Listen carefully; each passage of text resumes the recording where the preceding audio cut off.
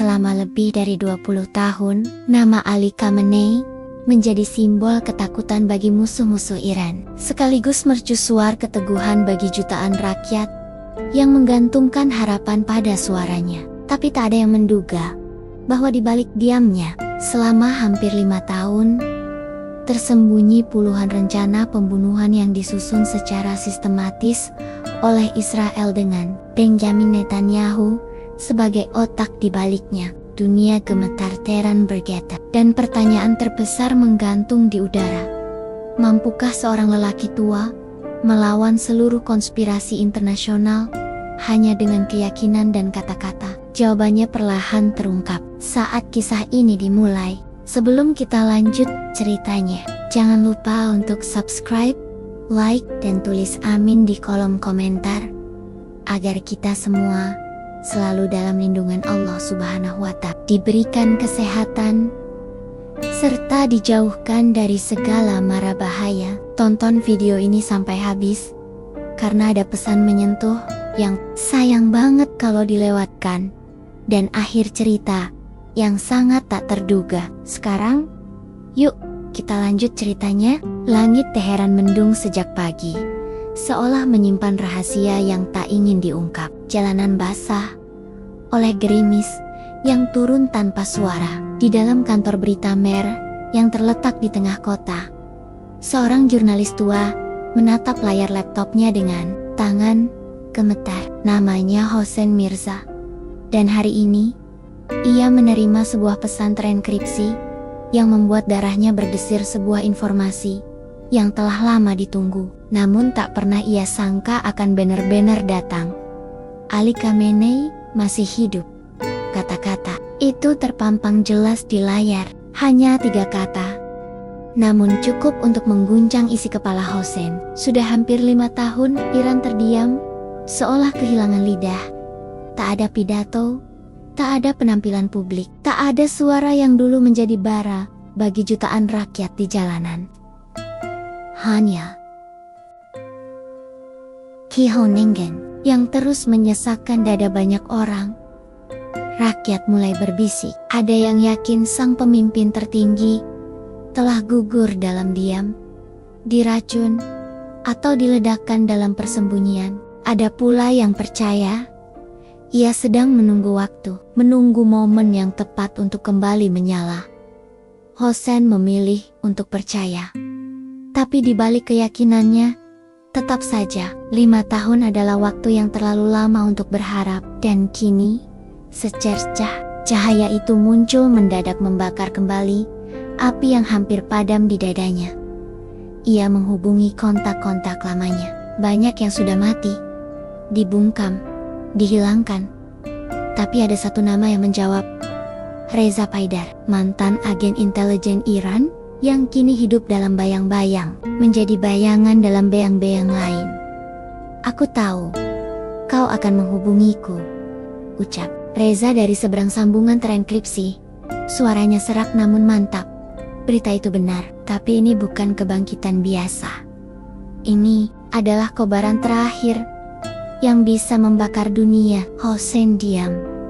Ia tahu apa arti kalimat itu. Jika Khamenei benar-benar akan muncul kembali, maka dunia takkan sama lagi. Bukan hanya karena ia adalah simbol kekuatan, tapi karena ia adalah satu-satunya orang yang bisa menyalakan kembali semangat perlawanan terhadap Israel, dan dunia tahu itu.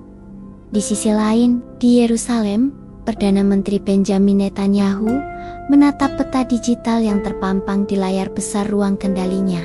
Ia menunjuk satu titik merah yang berdenyut pelan di wilayah utara Iran. Menurut informasi terakhir dari mata-mata kita di perbatasan Azerbaijan, target bergerak.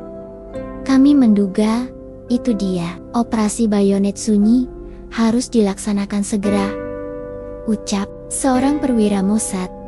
Netanyahu mengangguk pelan. Di balik matanya ada api yang sama sekali berbeda dengan Khamenei. Api yang haus akan penghabisan. Ia tak peduli apakah dunia akan terbakar, asalkan Iran tumbang. Jika benar dia masih hidup, ucap Netanyahu sambil menyipitkan mata. Kita harus memastikan dia tidak hidup lebih lama lagi. Iran, dalam diamnya selama 5 tahun, telah menyusun ulang barisan. Para jenderal baru muncul, namun tak satu pun yang menggantikan karisma sang pemimpin tertinggi. Mereka bukan pengganti, mereka hanya penjaga waktu, menjaga agar saat Khamenei kembali, segala sesuatu telah siap. Dan kini, waktu itu tiba. Di lorong bawah tanah kota Qom, sebuah ruangan gelap, berisi buku-buku tua, dan alat komunikasi kuno, mulai terang. Perlahan, seorang lelaki berjubah hitam, duduk di kursi sederhana. Tangannya lemah, namun matanya tajam, seperti baja yang ditempa ribuan kali. Bismillah, ucapnya lirih. Ia bukan hantu, meski selama 5 tahun dunia menganggapnya telah menjadi satu. Ia adalah Ayatollah Ali Khamenei, dan ia baru saja memutuskan bahwa diamnya telah cukup. Beberapa hari kemudian, di Teheran, sebuah kabar burung mulai berhembus. Akan ada pidato dari seorang tokoh besar dalam peringatan Hari Revolusi Islam. Banyak yang menepis. Menurutnya, rumor, murahan. Namun banyak pula yang diam-diam menanti. Hossein Mirza menyiapkan kameranya. Tangannya masih gemetar. Hatinya penuh tanya. Apakah benar yang akan ia lihat adalah sang pemimpin? Apakah matanya akan menyaksikan kebenaran yang selama ini ia yakini sendirian? Rakyat mulai memadati alun-alun Azadi. Tidak seperti tahan-tahan sebelumnya, yang sepi dan penuh pengamanan ketat. Kali ini langit Teheran seperti memberi restu. Gerimis berhenti. Angin sejuk bertiup dari arah pegunungan. Lalu tanpa pengumuman, tanpa pengantar panggung besar terbuka. Mikrofon di tengah mulai menyala. Lampu sorot diarahkan ke tirai belakang. Dan dari balik tirai, muncul sosok berjubah hitam, bertongkat, namun tegak. Wajah yang tak berubah, suara yang tak pernah dilupakan. Khamenei berdiri di sana. Matanya tajam, bibirnya tegas. Seluruh alun-alun hening. Dunia mendadak berhenti berputar. Hossein menjatuhkan kameranya tak sengaja. Air matanya menetes tanpa ia sadari. Khamenei mendekat ke mikrofon. 5 tahun, bukan waktu yang lama untuk menyusun perlawanan, ucapnya, tapi cukup untuk memahami siapa lawan, siapa kawan, dan siapa pengkhianat. Teriakan takbir menggema, tangisan pecah, rakyat bersujud. Beberapa hanya menatap kosong. Tak percaya dengan apa yang mereka lihat. Di ruang kontrol Mesat, alarm peringatan menyala. Netanyahu menatap layar dengan wajah pucat. Dia hidup, ucap salah satu perwira. Dan bukan hanya hidup, ia kembali dengan bara yang lebih menyala dari sebelumnya. Pukul 2 dini hari, waktu Yerusalem, di sebuah ruang bawah tanah yang dilengkapi dinding kedap suara dan layar monitor sebesar dinding, Benjamin Netanyahu duduk diam. Di sekelilingnya, 6 pejabat tinggi dari IDF dan Mossad berdiri tegang. Suara dengung server di pojok ruangan terdengar seperti gema neraka, seolah memperingatkan bahwa yang akan terjadi malam ini akan mengubah sejarah. Dia muncul. Suara kepala Mossad, Meir Ra'anan, terdengar dingin. Khamenei. Pidato langsung, tidak ada rekaman, tidak ada boneka. Itu dia.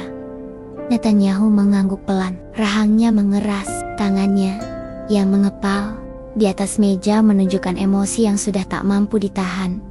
Saya butuh jawaban, katanya. Bagaimana dia bisa selamat dari radar kita? Selama ini, tak ada yang menjawab. 5 tahun Maya, ulang Netanyahu. 5 tahun. Dan kalian mata-mata terbaik yang dibayar dengan uang rakyat Israel tidak bisa menemukan satu pria tua yang seharusnya sudah dikubur Meir Menandok.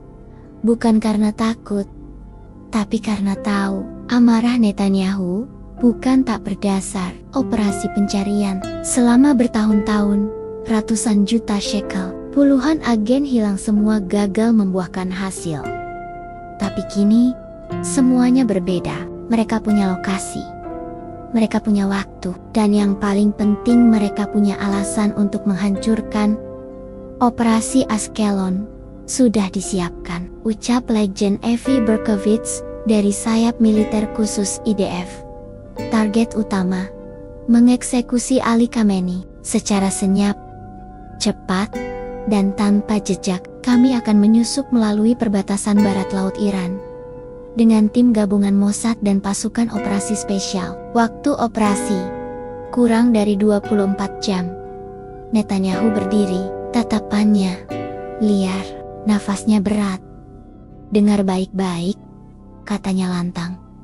Selama ia masih hidup, kita tidak akan pernah tidur nyenyak. Tidak akan pernah. Pria itu bukan hanya pemimpin, ia simbol, dan simbol jauh lebih berbahaya dari rudal. Meia menambahkan, dan jika kita gagal kali ini, kita tidak hanya kalah, kita kehilangan kendali atas wilayah pendudukan, atas Lebanon, atas Gaza, bahkan atas opini global. Di pangkalan militer rahasia dekat Negev, sekelompok tentara berpakaian hitam mendengarkan instruksi terakhir. Peta Iran terpampang besar di layar digital. Titik-titik merah menandakan daerah-daerah strategis yang harus dihindari. Salah satu titik yang dilingkari tebal, kota Kam, lokasi dugaan persembunyian Khamenei. Operasi Ashkelon bukan sekadar penyerangan, ia adalah pesan bahwa bahkan sang singa tua tidak aman di sarangnya. Letnan Kolonel Yigal, komandan misi, berbicara tenang di hadapan pasukannya. Misi ini tak akan mudah, tapi percayalah, dunia akan berubah setelah ini. Kita bukan hanya membunuh seorang pria, kita menghapus api yang membakar timur. Sementara itu, di ruang strategis Mossad, seorang analis muda bernama Eliav menerima perintah khusus. Ia ditugaskan mengendalikan sistem pengacak komunikasi dan pemantauan udara. Tapi malam itu ada sesuatu yang mengganggunya, sebuah pesan singkat dari seorang mantan agen yang telah dinyatakan hilang di Suriah. Beberapa tahun lalu, kalian masuk ke sarang singa dengan mata tertutup. Dia sudah tahu. Alayav Jamatar, ia ingin melapor. Tapi waktu tak berpihak, operasi sudah berjalan. Tim sudah bergerak. Di Iran, langit malam penuh bintang. Kota Kam terlihat sunyi, tapi di balik sunyi itu, sebuah sistem keamanan tersembunyi aktif penuh. Radar pasif, sensor bawah tanah, penangkap gerak tak kasat mata, semua diarahkan untuk satu hal: mempertahankan satu orang. Ali Khamenei sedang duduk di ruang pengawasan, dikelilingi oleh 6 komandan Quds Force dan 2 penasihat spiritual. Ia tahu serangan akan datang. Ia tahu malam ini bukan malam biasa. Tapi wajahnya tenang. Biarkan mereka datang, ucapnya pelan. Sepehci Tara Abraha, dengan niat membakar Ka'bah. Mereka justru dilumat oleh batu dari langit. Para penasihat saling berpandangan. Salah satunya, seorang pria berjanggut abu-abu, mendekat dan berkata, "Rahbar, bila malam ini mereka menyerang, haruskah kami evakuasi Anda?" Khamenei menatapnya dalam-dalam, menghindar dari kematian. Bukan bagian dari perjuangan, tapi bersiap adalah kewajiban. Beberapa jam kemudian, tim operasi Israel menyusup melalui rute rahasia dari wilayah Kurdistan. Mereka tiba di pinggiran kota Qom, bergerak dalam bayang-bayang malam. Segalanya terlihat tenang, terlalu tenang. 5 menit setelah tim memasuki perbatasan zona aman, langit meledak dalam cahaya putih menyilaukan. Ledakan di sisi barat mengguncang tanah. Sirena berbunyi, drone pengintai meledak di udara, dipukul jatuh oleh sistem jammer lokal. Pasukan Mossad terpencar, salah satu truk militer terguling Asap Menggapel. Tembakan membabi buta terdengar dari segala arah. "Tunggu, ini jebakan," Mereka sudah tahu kita datang, teriak Letgolegal sambil merunduk. Tapi terlambat. Dalam hitungan menit, puluhan pasukan elit Iran mengepung mereka. Tidak membunuh, tidak menembak, tapi menahan. Netanyahu menerima kabar dini hari itu. Ekspresinya tak bisa disembunyikan. Rahangnya gemetar, tangannya mencengkram meja hingga buku catatan retak. Gagal? Tanyanya lirih. Meia hanya mengangguk. Gagal, ulang Netanyahu, seolah kata itu adalah kutukan. Lalu layar besar di ruang pertemuan menyala siaran langsung dari Teheran. Bukan berita, bukan video propaganda, tapi Khamenei lagi berbicara, tersenyum, dan berkata, "Terima kasih kepada para tamu tak diundang yang datang malam ini. Kalian memberi alasan bagi rakyatku untuk percaya bahwa kita masih harus melawan." Teheran terjaga selama 2 malam berturut-turut, bukan karena ledakan atau suara senjata, tapi karena satu hal yang lebih menggelegar dari semuanya. Nama yang selama 5 tahun terakhir hanya dibisikkan diam-diam, kini kembali diteriakkan keras-keras di jalanan. Rahbare Mo'azzam, Habari Mo'azzam, seruan itu menggema dari alun-alun Azadi hingga gang-gang sempit di selatan kota. Bendera Iran kembali dikibarkan dengan semangat, bukan karena paksaan. Anak-anak muda yang dulu tumbuh di bawah bayang-bayang keheningan, kini menemukan suara mereka. Mereka meneriakkan nama yang selama ini seperti mitos. Ali Khamenei bukan lagi rumor. Ia nyata, ia berdiri, ia menatap dunia dengan tenang. Seperti badai yang memilih diam sejenak sebelum melumat segalanya. Hossein Mirza, jurnalis tua itu, berjalan tertatih menyusuri jalanan kota. Di pundaknya tergantung kamera tuanya, yang kini menjadi satu-satunya saksi bisu dari kemunculan bersejarah itu. Ia berhenti di sudut masjid tua yang dulu dipenuhi anak muda, tapi selama bertahan-tahan dibiarkan kosong. Kini masjid itu kembali ramai, tapi bukan untuk salat, untuk berdiskusi, untuk bertanya, untuk memahami apakah benar beliau selamat dari racun mesot, tanya seorang pemuda. Ada yang bilang dia disembunyikan oleh garda revolusi di bawah tanah kota Yazd, tambah yang lain. Aku dengar beliau menjalani pengobatan dengan metode Timur Tengah kuno, dan itu menyembuhkannya. Hossein hanya tersenyum getir. Semua itu tak penting.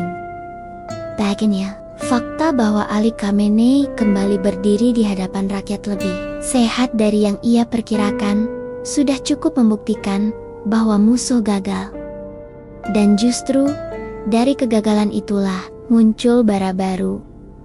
Semangat yang selama ini tertidur di kota-kota lain seperti Shiraz, Isfahan, hingga Mashhad.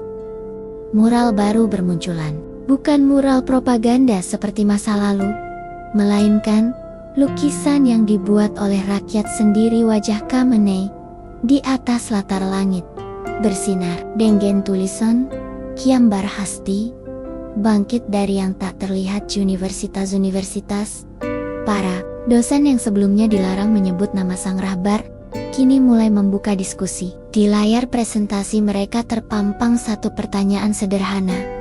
Apa makna keberanian ketika nyawa adalah taruhan? Namun tidak semua ikut bersorak. Di sudut lain negeri, terutama di barat daya yang dekat perbatasan Irak, bisik-bisik resah mulai terdengar. Kelompok minoritas yang dulu menuntut reformasi kini gelisah. Mereka tahu kebangkitan ini bukan hanya simbol kekuatan, tapi juga tanda bahwa tekanan akan kembali meningkat.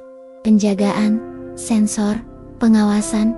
Salah satu dari mereka, seorang aktivis muda bernama Aref Shatmer, mencoret tembok apartemennya sendiri dengan kalimat, "Ketika singa bangkit, hutan menjadi bisu." Aref bukan pembenci, tapi ia tahu bahwa gelombang ini terlalu besar untuk ditahan. Ia tahu nama Khamenei bukan sekadar nama. Ia adalah palu yang siap menghancurkan setiap keraguan. Bahkan jika itu adalah suara minoritas yang sah di luar negeri. Media dunia mengguncang headline mereka.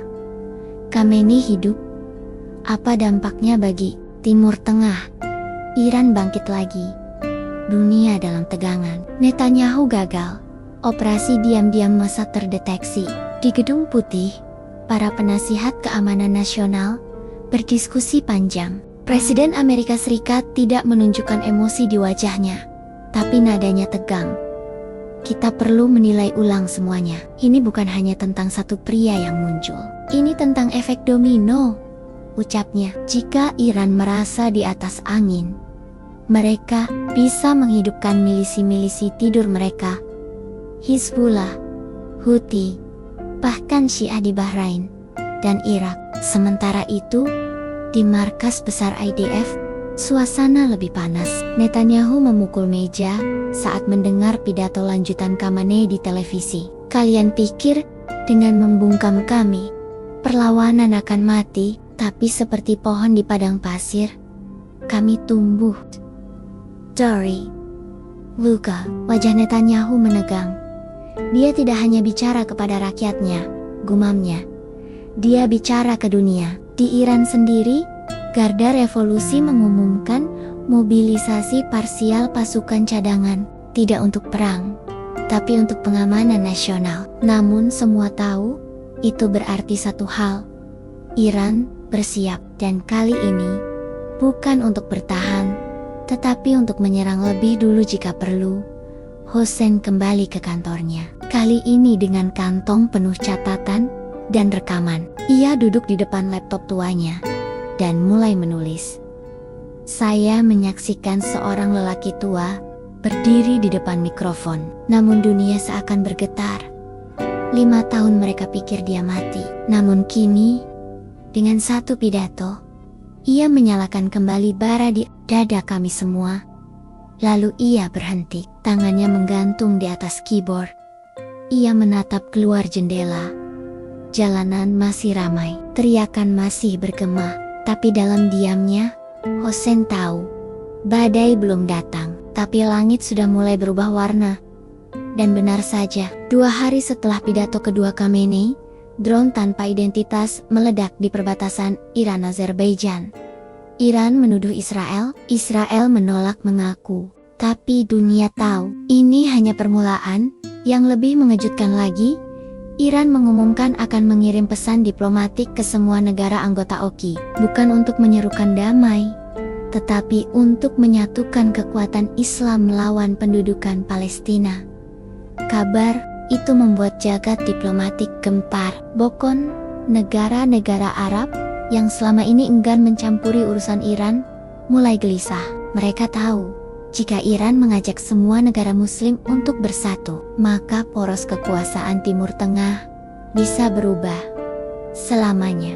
Langit Riyadh tak pernah terasa setegas malam itu. Di balik kemewahan istana-istana marmer, para pemimpin Arab duduk gelisah. Mata mereka tertuju pada satu dokumen yang dikirim langsung dari Teheran. Ajakan untuk menyatukan umat Islam dalam perlawanan terhadap penjajahan tanah Palestina. Kata-kata itu sederhana, namun maknanya dalam dan berbahaya. Ali Khamenei, pemimpin yang dianggap hilang selama bertahun-tahun, kini berbicara bukan hanya untuk Iran, tapi untuk seluruh umat Islam.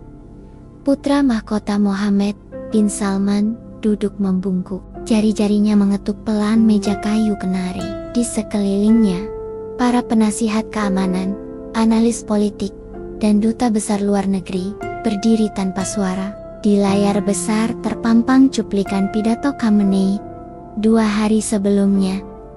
Wahai saudari-saudaraku dari Maroko hingga Malaysia, dari Sudan hingga Suriah, apakah kalian akan terus diam saat saudara-saudara kita di Gaza dibantai? Hari ini bukan saatnya bersaing. Hari ini saatnya bersatu, bukan demi Iran, tapi demi Islam. Bin Salman menyipitkan mata. Ini bukan sekadar retorika agama, gumamnya.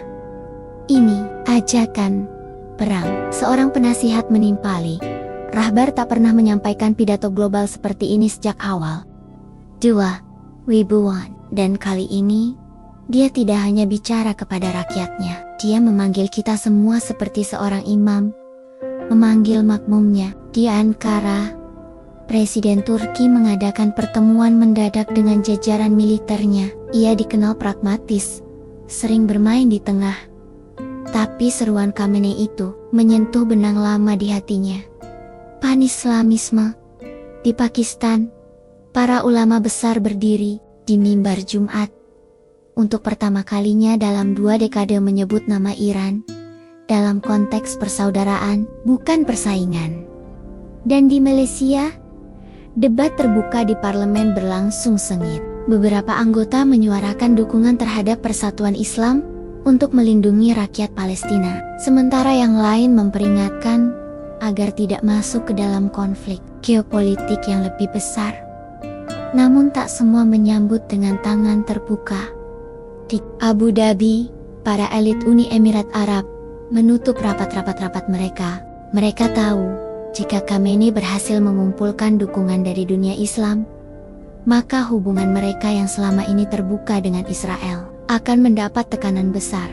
Jika kami mendukung Khamenei, kami kehilangan Washington, ujar Menteri Luar Negeri UEA. Jika kami menolak, kami bisa dianggap pengkhianat oleh dunia Islam. Itulah jebakan sempurna yang dibangun oleh sang pemimpin Iran. Ia tak meminta loyalitas, ia hanya menunjukkan bahwa diam adalah pengkhianatan. Sementara itu, di Teheran, gedung pertemuan OKI lokal mulai dipersiapkan. Sebuah KTT luar biasa direncanakan. Bukan seperti biasanya, tidak diadakan oleh Arab Saudi, tidak diadakan oleh Qatar, tapi oleh Iran. Di halaman depan gedung itu, sebuah spanduk besar terbentang. Persatuan adalah perlawanan. Perlawanan adalah kehormatan. Khamenei duduk di dalam ruang persiapan, dikelilingi penasihat strategi luar negerinya. Ayat, tidak banyak perkara. Namun matanya menatap peta dunia Islam yang terpampang di dinding dengan benong-benong merah yang menghubungkan Teheran ke Gaza, Damaskus, Baghdad, hingga Beirut.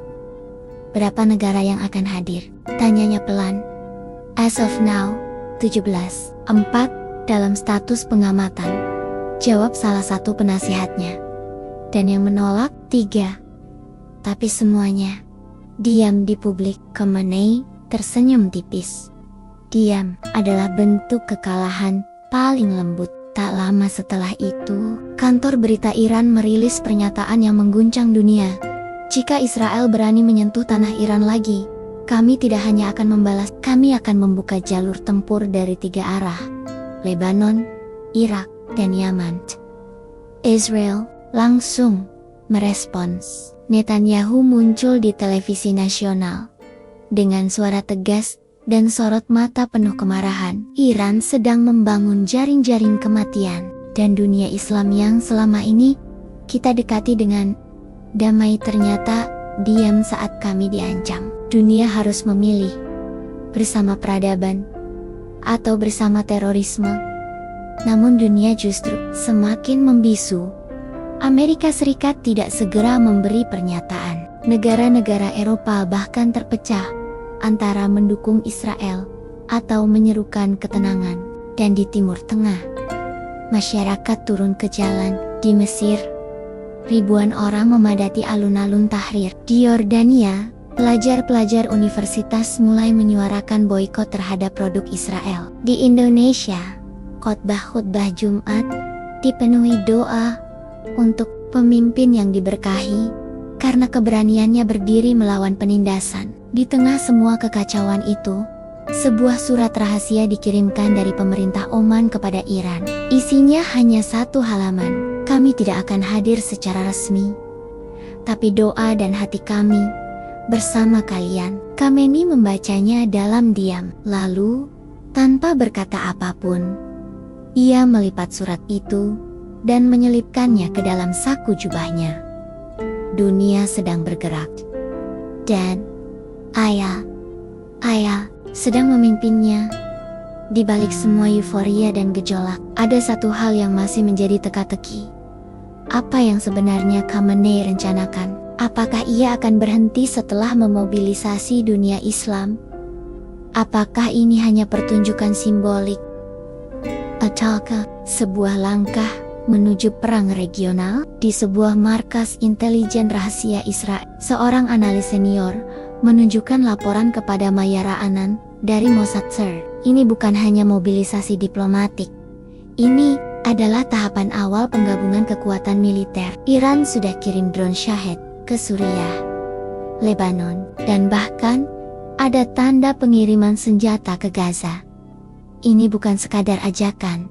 Ini deklarasi tak langsung. Maya mengangguk pelan. Kalau begitu, babak baru benar-benar dimulai. Langit Teheran malam itu terlihat biasa. Tapi yang tersembunyi di baliknya adalah sesuatu yang luar biasa. Di bawah gemerlap bintang yang pucat, seluruh negeri dari pesisir utara Laut Kaspia hingga gurun tandus di selatan mulai berdenyut dalam irama siaga. Radar-radar aktif, rudal disiapkan, mata-mata bergerak, dan di tengah semua itu, satu nama bergema di ruang kendali dan markas pertahanan. Khamenei. Di bawah tanah kota Natat, tempat salah satu fasilitas nuklir paling dijaga di dunia, pasukan elit Garda Revolusi berkumpul di ruang kendali yang redup. Puluhan layar memperlihatkan titik-titik panas dari radar permukaan ke udara yang kini memantau setiap kemungkinan lintasan drone maupun pesawat tempur Israel. Komandan Ali Farzad berdiri di depan peta besar Iran dengan ekspresi tegang namun tegas. Mulai malam ini, tidak ada lagi jam tidur penuh. Kami sedang dalam kondisi Gereras Miejang status perang tak langsung. Jika ada pelanggaran udara sekecil apapun, kita tidak bertanya dulu. Kita tembak. Salah satu perwira muda menoleh. Ragu, Komandan. Bukankah ini bisa memicu eskalasi tak terkendali? Farzad menatap tajam.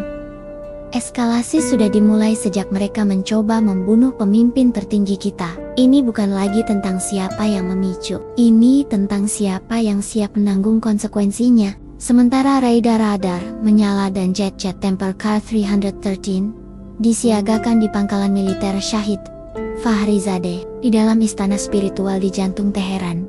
Khamenei memanggil 3 penasihat terdekatnya. Ruang itu gelap, hanya cahaya dari lampu gantung kuno yang menggantung di tengah ruangan. Tak ada layar digital, tak ada gadget, hanya kertas, tinta, dan peta tua Timur Tengah yang terbentang di meja besar kayu. Dalam seminggu, dunia akan melihat posisi kita, ujar Khamenei. Suaranya pelan, tapi mantap. Jika mereka takut dengan satu pidato, tunggu hingga mereka melihat gerakan nyata. Penasihat militernya, Jenderal Rahimi, maju satu langkah. Kami sudah memindahkan rudal Fateh dan Zulfagar ke lokasi strategis.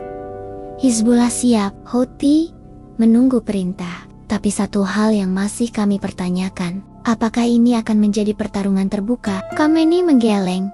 Belum. Kita tidak butuh perang besar, kita hanya butuh ketegasan yang tidak bisa diabaikan. Ia lalu menunjuk peta. Bukan serangan, tapi tampilan kesiapan. Malam ini, seluruh radar kita harus aktif.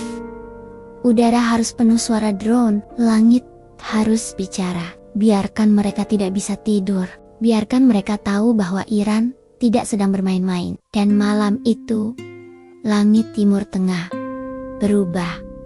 Di perbatasan Lebanon Israel, ratusan drone kecil buatan Iran terbang tanpa senjata, hanya untuk memperlihatkan bahwa mereka bisa. Di atas perairan Teluk Persia, kapal selam Iran muncul ke permukaan sesaat, cukup untuk ditangkap satelit. Di Suriah, milisi pro-Iran mengibarkan bendera besar, bertuliskan, "Ya, Zahra," di dekat pos militer Rusia. Dan yang paling mengejutkan, di langit Gaza, sebuah pesan leli dari drone sipil terbang melayang. "Kami melihat kalian.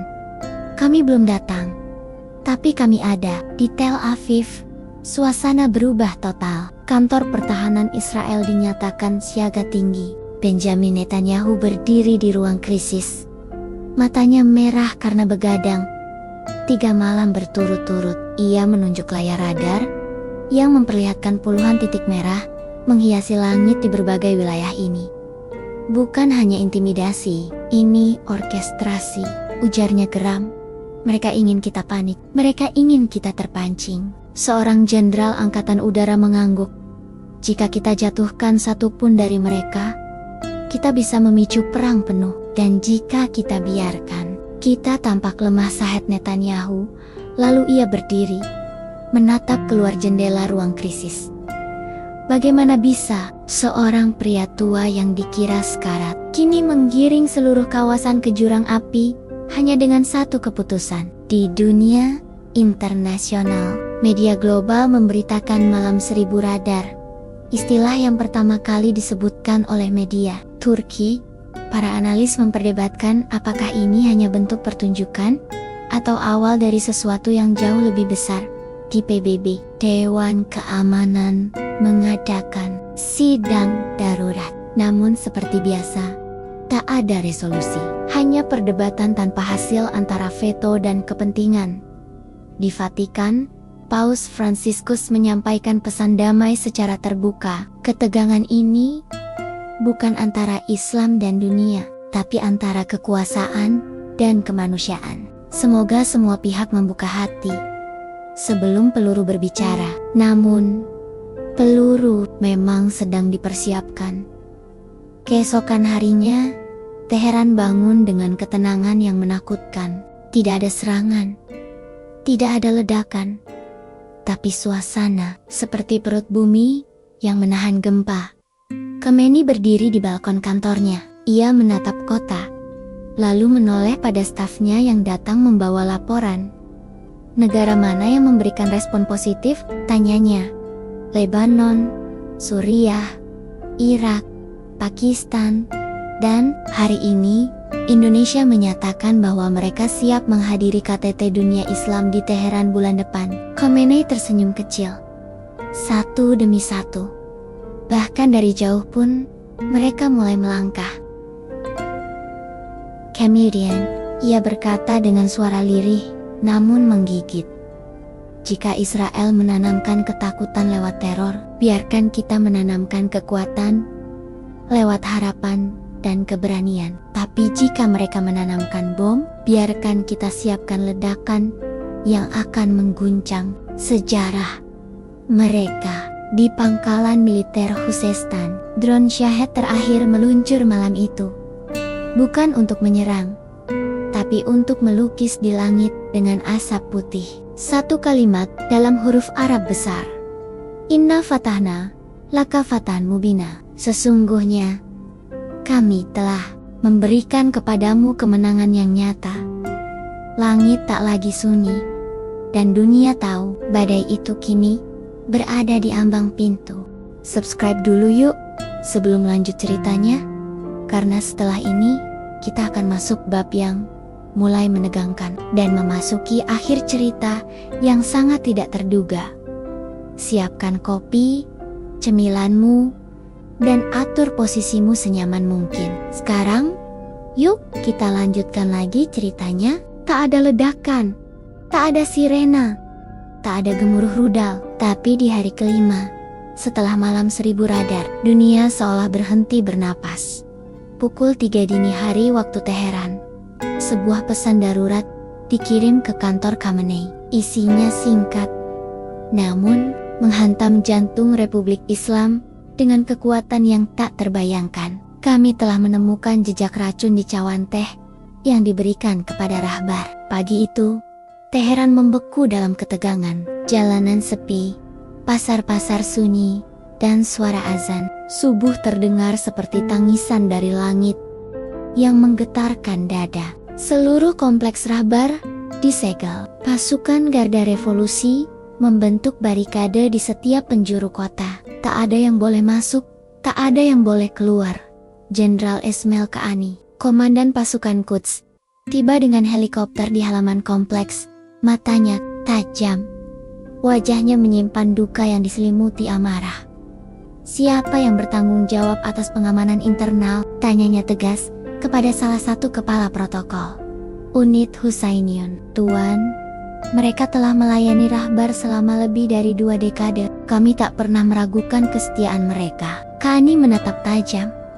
Kesetiaan bisa dibeli, tapi pengkhianatan sering datang dari tangan yang kita percayai. Di dalam kamar khusus yang dijaga ketat, Ali Khamenei terbaring lemah. Bukan karena efek racun yang untungnya berhasil dihalau oleh antibodi sebelumnya, tetapi karena kenyataan bahwa seseorang telah mencoba membunuhnya. Di dalam rumahnya sendiri, ia membuka mata, menatap langit-langit kayu, lalu memanggil pelan, "Rahimi." Penasihat militernya segera mendekat.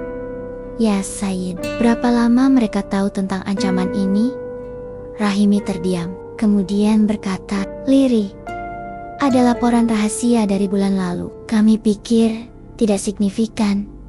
Kami salah menilai." Khamenei mengangguk pelan, tidak marah, tapi dari matanya ada luka yang lebih dalam dari luka tubuh. Pengkhianatan dari dalam. Sementara itu, ribuan kilometer jauhnya, di Tel Aviv, Netanyahu duduk di ruang gelap bersama kepala Mossad. Di layar, rekaman percakapan antara agen lapangan dan salah satu informan Iran ditampilkan. Tak jelas wajah mereka, tapi suaranya cukup untuk menggambarkan bahwa seseorang di lingkaran dalam, Khamenei, telah bersedia menukar kesetiaannya dengan imbalan kebebasan keluarganya yang sebelumnya ditahan secara diam-diam di luar negeri. "Apa Rahbar masih hidup?" tanya Netanyahu. Kepala Mossad mengangguk berat. "Sayangnya ya.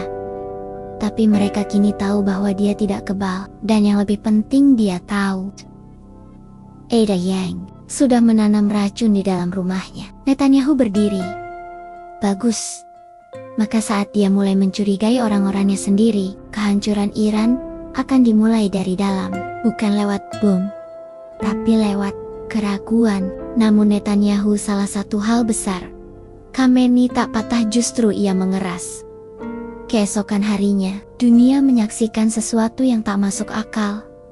Ali Khamenei, yang hampir mati karena racun, muncul di depan publik, berdiri di balkon Masjid Imam Khomeini, mengenakan jubah hitam dan sorban putih. Suaranya parau, tapi menggema. "Hari ini, darah dan kehormatan kita telah dijual. Tapi mereka lupa, kita adalah bangsa yang tumbuh dari pengkhianatan Karbala. Aku, Ali Khamenei, tidak akan bersembunyi. Tidak karena ancaman luar, dan lebih-lebih tidak karena racun dari dalam." Rakyat yang menyaksikan lewat layar langsung menangis. Ribuan berkumpul di luar masjid, meneriakkan satu kata yang mengguncang langit. "Rahbar! Rahbar! Rahbar!" Dari Irak hingga Yaman, dari Turki hingga Pakistan, pidato itu menjadi bahan khotbah dan pembicaraan. Tapi bukan hanya karena keberaniannya, melainkan karena pesan di akhir pidatonya. "Jika mereka mengira membunuhku akan mengakhiri perlawanan ini, mereka salah. Karena jika aku mati hari ini, 10 juta pemuda akan menggantikan tempatku. Dan jika aku hidup, maka dunia akan tahu bahwa Iran tidak pernah takut." Dan dengan satu kalimat itu, Khamenei membalikkan ancaman menjadi amunisi moral. Dari korban percobaan pembunuhan menjadi simbol keteguhan dunia Islam. Di balik layar, pasukan Quds mulai bergerak. Sebuah operasi senyap diluncurkan, bernama Sajak 7. Targetnya, jaringan informan dalam negeri yang bekerja diam-diam untuk Israel. Hasilnya mengejutkan. 2 pegawai senior kompleks Rahbar, 1 petugas protokol, dan yang paling mengejutkan seorang ulama tua yang selama ini dikenal setia, terbukti menjalin kontak dengan agen luar.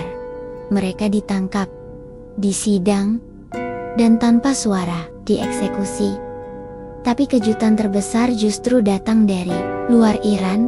Di Lebanon, pemimpin Hizbullah, Hasan Nasrallah, menyatakan, "Kami tidak lagi menunggu. Jika Iran diserang, maka semua front kami akan terbuka. Palestina, Suriah, Irak, dan bahkan dalam hati Tel Aviv. Ini bukan lagi tentang Iran. Ini tentang kehormatan Islam." Israel kini dalam posisi dilematis.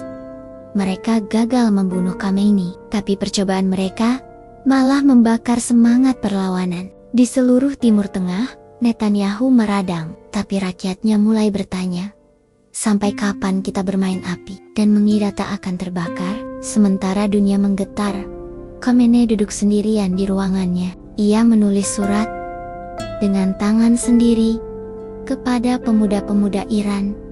"Wahai generasi masa depan, jangan takut terhadap mereka yang memiliki bom dan uang. Takutlah pada dirimu sendiri. Jika kau berhenti percaya pada nilai-nilai yang telah membesarkan kita." Dan malam itu, satu pesawat jet Israel melintasi langit Irak, menuju perbatasan udara Iran di radar Tehran. Alarm merah menyala. Satu perintah dikirim dari pusat komando. "Izinkan masuk, tapi pastikan dia melihat bahwa kami melihatnya." Pesawat itu tak diserang, tapi dikawal 2 jet Iran hingga kembali keluar wilayah. Sebuah pesan dikirim lewat frekuensi internasional. "Kami tahu siapa kalian. Kami tahu apa tujuan kalian, dan kami belum membalas." Langit tenang, tapi dunia tahu badai sedang dalam perjalanan. Di Tel Aviv, mentari pagi menyapa dengan sinar yang membelah kaca jendela ruang pertemuan kabinet perang Israel. Tapi cahaya itu tak mampu menembus gelap yang melingkupi pikiran para pemimpin militer dan intelijen negara. Netanyahu duduk di ujung meja, kedua tangannya mengepal, matanya sayu, namun tetap tajam. "Berapa lama lagi kita harus pura-pura bahwa kita masih mengendalikan permainan ini?" Tanyanya lirih namun menusuk. Tak ada jawaban. Bahkan kepala Mossad pun menunduk. Karina Meracle tahu malam-malam terakhir bukan milik Israel. Itu adalah malam milik Iran dan malam milik Khamenei. Kegagalan upaya pembunuhan terhadap Rahbar bukan hanya blunder militer, itu adalah kegagalan moral yang membuka retak di dalam tembok pertahanan Israel sendiri. Media internasional mulai memberitakan bahwa Iran bukan hanya berhasil menggagalkan rencana rahasia Israel, tapi juga membalikannya menjadi propaganda yang memukau dunia. Pria tua itu, yang katanya sakit dan sekarat, kini berdiri lebih kokoh daripada siapapun di kawasan, ujar analis dari Turki di saluran televisi TRT. Lebih buruk lagi, dukungan internal terhadap Netanyahu mulai runtuh. Di parlemen, sejumlah anggota Knesset mulai mempertanyakan strategi Netanyahu yang dianggap terlalu agresif dan emosional. Dengan semua operasi senyap, semua biaya, semua risiko, kita tidak hanya gagal, tapi juga membakar kredibilitas kita di mata dunia, ucap salah satu anggota oposisi. Dan kita membangkitkan harimau tidur, sahut yang lain. Sementara itu, di Teheran, suasana berubah drastis. Apa yang semula hanya percikan solidaritas internal, kini menjelma menjadi gelombang besar dukungan. Poster Khamenei dengan kutipan pidatonya tersebar di seluruh kota. "Jika aku mati, 10 juta pemuda akan menggantikan tempatku." Di kampus, ribuan mahasiswa turun ke jalan. Bukan karena tekanan negara, tapi karena kebanggaan. Mereka mengenakan syal Palestina dan menyalakan lilin untuk menghormati pemimpin mereka yang nyaris gugur di kota Qom. Ulama-ulama senior mengeluarkan pernyataan bersama. "Kami tidak mendukung perang, tapi kami mendukung harga diri." Dan hari ini, harga diri itu bernama Ali Khamenei. Tak lama setelah itu, dunia dikejutkan dengan siaran langsung dari Tehran Conference Hall. Khamenei muncul bersama delegasi dari 32 negara, mayoritas Muslim. Negara-negara yang sebelumnya pasif termasuk Malaysia, Indonesia, Turki, dan bahkan sebagian anggota Arab League mengirimkan utusan tinggi. Pidatonya malam itu tidak panjang, tapi menghantam tepat ke inti jiwa umat Islam. Jika dunia ingin kedamaian, maka keadilan harus menjadi pondasinya. Dan jika Palestina masih terjajah, jangan salahkan kami. Jika kami menolak diam, kami tak memulai pertempuran ini, tapi kami bersumpah kami akan menyelesaikannya. Sementara itu, di balik tirai, Iran menggerakkan pion terkuatnya. Pasukan Quds tidak hanya menyusun rencana balasan militer, tapi juga menyusup ke ruang-ruang perundingan, jalur diplomasi, dan bahkan jaringan siber di dunia maya. Serangan besar diluncurkan terhadap sistem perbankan Israel. Situs Kementerian Pertahanan lumpuh selama lebih dari 12 jam. Perusahaan teknologi besar kehilangan data-data penting. Dan puncaknya, arsip rahasia operasi pembunuhan terhadap Khamenei bocor ke publik. Dokumen-dokumen itu tidak menunjukkan Iran sebagai agresor. Dokumen itu justru menunjukkan Netanyahu sendiri yang menandatangani perintah langsung tanpa koordinasi penuh dengan koalisi maupun militer. Krisis politik meledak. Rakyat Israel turun ke jalan, bukan untuk membela, tapi untuk meminta Netanyahu turun dari jabatannya. Mereka menyeret kita ke neraka tanpa kita tahu alasannya. Kita bukan hanya gagal membunuh Khamenei, kita membuatnya jadi simbol kekuatan. Demonstrasi pecah di Yerusalem, Haifa, hingga Beersheva. Bentrokan meletus antara pendukung dan penentang pemerintah. Polisi kewalahan. Dunia menyaksikan sebuah negara kuat kini mulai digerogoti dari dalam. Netanyahu, yang selama ini dikenal dengan karisma keras dan wajah dingin, mulai retak di ruang privatnya. Ia menatap cermin. Rambutnya memutih lebih cepat, matanya cekung, tangannya bergetar saat memegang segelas air. Ia berbisik, bagaimana bisa satu pria tua itu menghancurkan segalanya tanpa menembakkan satu peluru pun, tapi ia belum menyerah. Ia memanggil kepala Mossad dan berkata dengan nada datar, "Kita kalah dalam bayangan, maka kita akan bertempur dalam cahaya." Sayopkin Face 2. Jika dia tak bisa dibunuh, maka biarkan seluruh negerinya terbakar. Namun pada saat yang sama, di ruang doa pribadinya, Khamenei duduk sendirian, suaranya lirih, membacakan doa dari lembaran tua.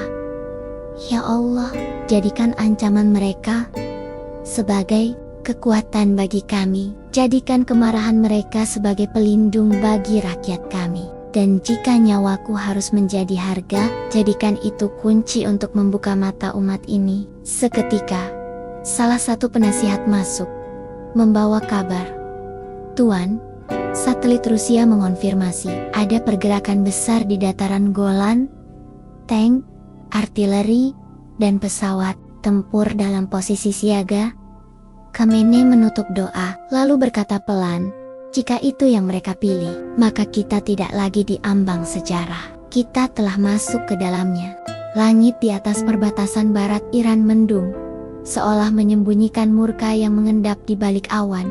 Di dalam bunker komando utama pasukan Quds, seluruh jajaran militer Iran telah berkumpul. Di hadapan mereka, terbentang peta digital Timur Tengah, Lebanon, Soraya, Irak, Palestina, hingga jantung Israel Tel Aviv, semuanya bercahaya merah. Jenderal Esmail Qaani berdiri di tengah ruangan, menunjuk layar.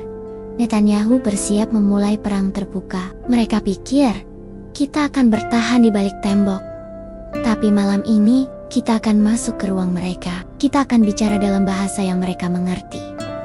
Kekuatan. Di sisi lain layar, wajah Sayyid Hasan Nasrallah muncul melalui sambungan aman. Lebanon siap, katanya tenang. Jika Iran diserang, kami tidak akan tinggal diam. Malam ini, langit Palestina akan tahu bahwa kami belum mati. Sementara itu, di Yerusalem, Netanyahu menandatangani perintah tertinggi militer. Operasi Iron Blade pisau besi. Target, sistem rudal dan pangkalan intelijen di Esfahan, Qam, dan pinggiran Teheran. Jet tempur F-35 telah disiagakan di pangkalan militer Negev. Rudal-rudal berkecepatan tinggi dikodekan, siap meluncur kapan saja. Kita potong kepala ular, maka tubuhnya akan jatuh, bisik Netanyahu. Namun, ia tidak tahu, kepala ular itu sudah membaca gerakannya. Sejak pekan lalu, di sebuah masjid kecil di pinggiran Teheran, Khomeini duduk bersila, dikelilingi santri dan para pengawal pribadi. Tak ada kesan bahwa negara sedang berada di ambang kehancuran. Ia tenang, matanya redup, namun menyala seperti bara dalam gelap. Seorang pengawal mendekat, berbisik, "Tuan, fase pertama mereka akan dimulai malam ini. Dataran Golan telah dibuka." Jet tempur mereka menyusup ke udara Irak. Ali Khamenei menatapnya, lalu berkata pelan, "Kalau begitu, waktunya kita menunjukkan bahwa satu peluru kita bisa mengubah 1000 takdir." Malam itu, dunia mencatat sejarah baru. Tepat pukul 9 waktu Yerusalem, Iran meluncurkan balasan tak terduga. Namun bukan serangan rudal, bukan sabotase, melainkan siaran langsung pidato Khamenei dari jantung Teheran. Dengan kamera mengarah padanya, Rahbar berdiri tegak, suaranya berat dan perlahan. "Hari ini, kami tidak akan menyerang lebih dulu.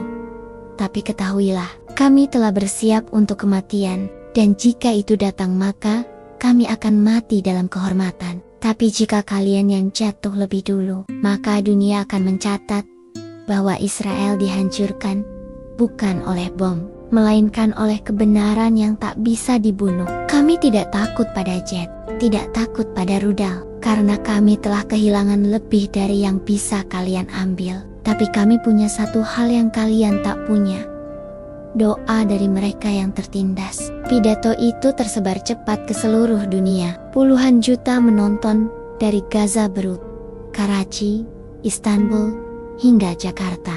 Tangis tanpa takbir menggema, dan banyak yang bersujud di tempat mereka berdiri.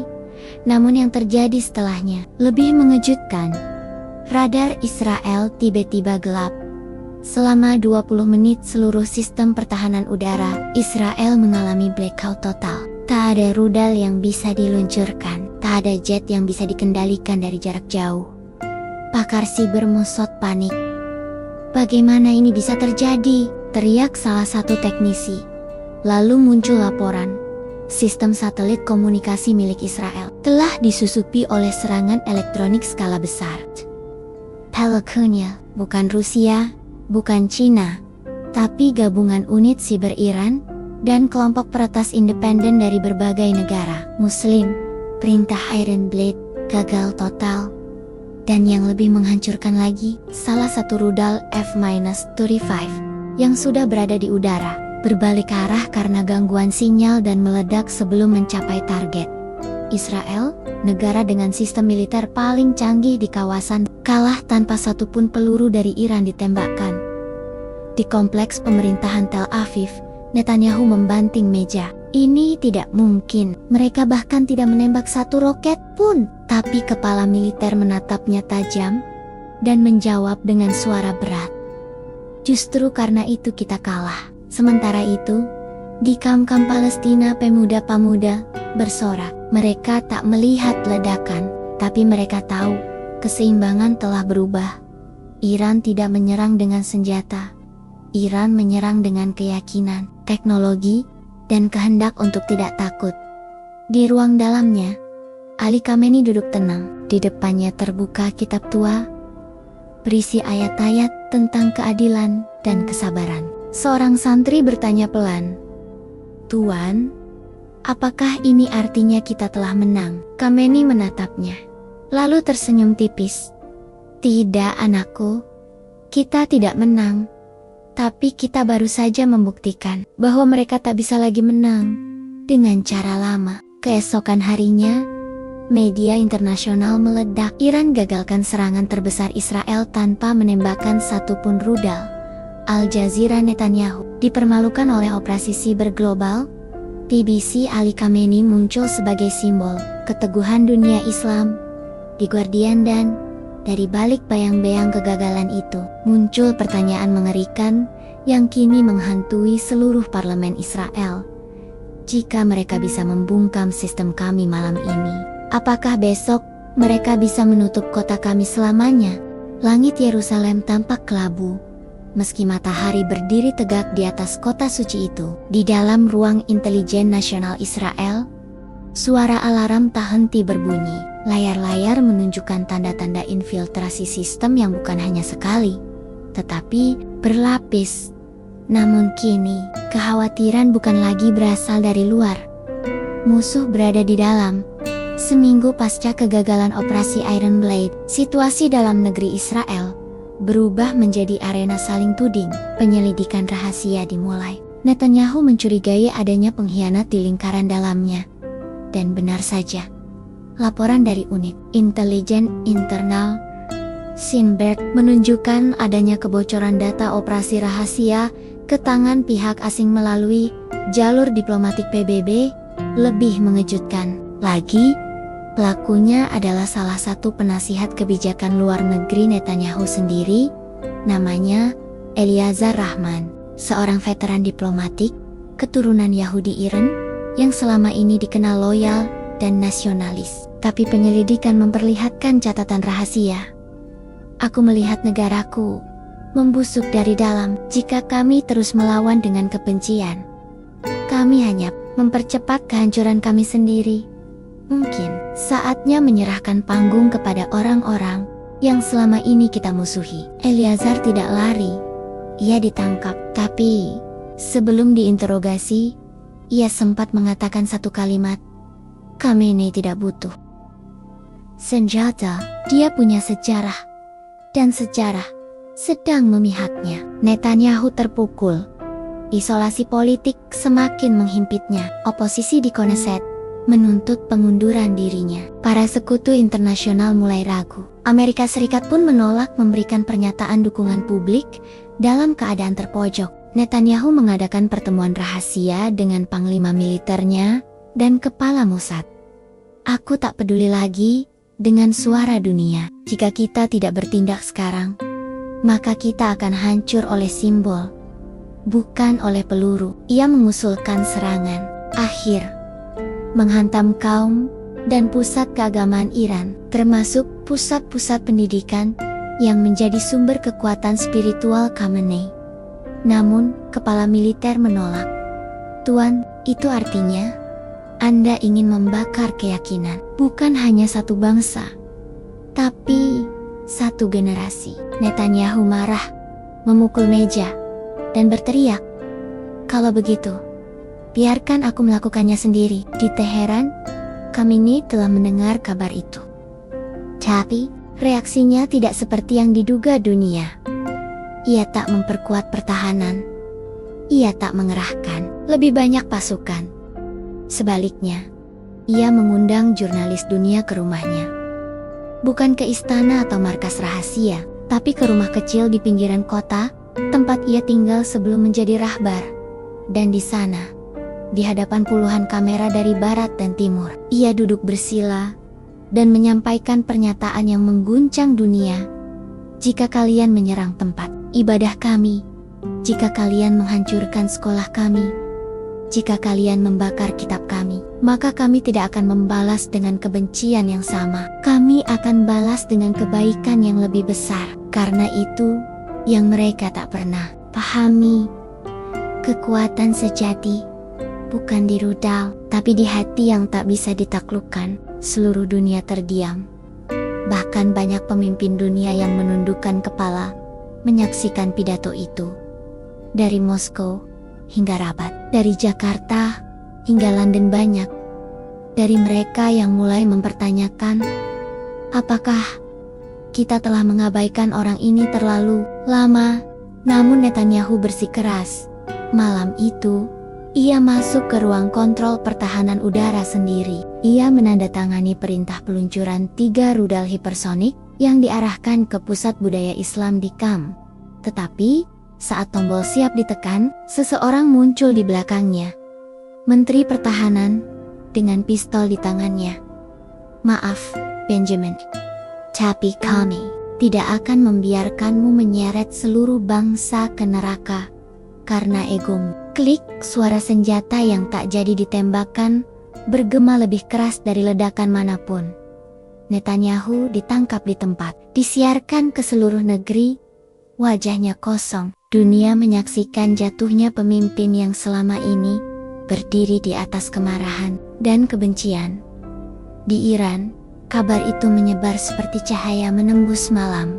Tangis haru terdengar di setiap sudut kota. Seorang pemuda di Gaza mencium televisi, memeluk ibunya, dan berkata, "Kita menang, Ma. Kita menang, bukan karena senjata, tapi karena mereka akhirnya melihat." Dan di ruang kecil tempat ia menyendiri, Khamenei menatap langit malam, lalu berkata, "Kadang, untuk menang, kita hanya perlu bertahan sedikit lebih lama daripada mereka yang membenci." Dunia tak lagi sama setelah malam itu. Jatuhnya Netanyahu bukan oleh perang, tetapi oleh bangsanya sendiri, menjadi titik balik dalam sejarah Timur Tengah. Untuk pertama kalinya dalam lebih dari 2 dekade, suara dentuman senjata di perbatasan Gaza berhenti. Para pejuang meletakkan senjata mereka. Mereka mulai membangun ulang rumah, bukan menggali terowongan. Di Lebanon, Hizbullah menghentikan latihan tempur. Di Suriah, bendera putih dikibarkan oleh kelompok yang sebelumnya bersumpah akan mati di medan jihad. Dunia menyaksikan sesuatu yang ganjil. Keheningan yang tidak menakutkan, tapi mendamaikan. Teheran bersiap menyambut sejarah baru. Ali Khamenei, yang selama ini menjadi simbol perlawanan dan keheningan dalam badai, kini berdiri di balkon markas besar Dewan Revolusi Islam. Di bawahnya, jutaan rakyat berkumpul, tak membawa senjata, tak bersorak liar, hanya memandang penuh haru. Banyak yang meneteskan air mata, bukan karena sedih, tapi karena mereka tak percaya bahwa mereka hidup untuk melihat hari ini datang. Hari di mana keteguhan menang. Khamenei berdiri dengan tongkat kecil di tangannya. Di belakangnya berdiri para ulama, jenderal, pelajar, dokter, bahkan anak-anak yatim Palestina yang diterbangkan khusus dari Gaza untuk menyaksikan hari ini. Ia membuka pidatonya perlahan. "Ada masa ketika kami dihina karena tidak membalas dendam, karena kami diam, karena kami berdoa saat yang lain menembakkan peluru. Tapi hari ini, lihatlah, siapa yang masih berdiri. Kami bukan menang karena lebih kuat, tapi karena kami tidak jatuh ketika dicaci, tidak runtuh ketika diteror. Dan yang terpenting, karena kami tahu bahwa yang kami perjuangkan bukan tanah, bukan kekuasaan, tapi kehormatan." Tangis pecah, doa berkumandang. Dunia yang selama ini mengira Iran akan jatuh dalam perang, kini menyadari bahwa negara ini tidak pernah bermain untuk kemenangan duniawi. Mereka bermain dalam dimensi lain, dimensi harga diri. Di Yerusalem, pemerintahan sementara dibentuk. Israel tidak hancur, tapi berubah. Banyak yang mulai berbicara tentang reformasi, tentang damai. Bahkan beberapa pemimpin muda mulai menawarkan dialog terbuka dengan perwakilan Palestina dan negara tetangga. Untuk pertama kalinya, kata damai tidak terdengar seperti utopia. Beberapa bulan setelah pidato itu, Khamenei menarik diri dari urasan publik. Ia tak muncul di media, tak memimpin ropet-ropet besar. Orang-orang bertanya-tanya, kemana sang pemimpin? Tapi, pada suatu pagi, sebuah foto tersebar di media sosial. Bukan dari kantor pemerintah, bukan dari upacara besar, melainkan dari sebuah desa kecil di perbatasan Azerbaijan. Di sana, tampak seorang lelaki tua duduk bersama anak-anak, mengajarkan mereka menulis huruf-huruf Arab di atas pasir. Itu Ali Khamenei. Tak ada kamera, tak ada mikrofon, hanya tawa anak-anak dan wajah tenang seorang lelaki yang tahu ia telah menyelesaikan tugasnya. Di balik itu semua, dunia mencatat, Khamenei tidak memenangkan perang, tapi ia memenangkan cerita. Dan dalam sejarah umat manusia, yang paling bertahan bukan senjata, tapi cerita yang memberi makna pada penderitaan. Di malam terakhir sebelum ia benar-benar menghilang dari panggung dunia, seseorang pernah bertanya padanya, "Tuan, apakah Anda menyesal tidak membalas semua serangan itu dengan kekuatan penuh?" Ia tersenyum, lalu menjawab, "Jika aku membalas seperti mereka, aku tak berbeda dari mereka. Tapi jika aku menahan diri, maka anak-anak kita akan tumbuh, bukan dengan dendam, tapi dengan keberanian yang tenang." Dan benar saja, tahun-tahun setelah itu, Iran menjadi bangsa yang bukan ditakuti, tapi disegani. Diplomasi mereka menjadi contoh, keberanian mereka menjadi inspirasi, dan nama Khamenei yang dahulu dianggap simbol konflik menjadi simbol pengampunan dan kekuatan batin. Dunia Barat menyebutnya kemenangan tanpa peluru, tapi rakyat Iran menyebutnya dengan nama yang lebih sederhana, Fajr al-Haq, fajar kebenaran. Karena pada akhirnya, ketika Barat tenggelam dalam senja kekuasaan, Timur perlahan bangkit dalam fajar keyakinan. Dan di tengah fajar itu, bayangan sang pemimpin tetap abadi bukan dalam wujudnya, tapi dalam jiwa rakyatnya. Terima kasih buat kalian yang setia mendengarkan cerita ini sampai akhir. Komen amin, agar kita semua dilancarkan rezekinya oleh Allah. Jangan lupa juga untuk share ke grup keluarga, grup alumni, agar mereka juga terinspirasi dari cerita ini. Sampai jumpa di lain waktu. Selamat beraktivitas kembali.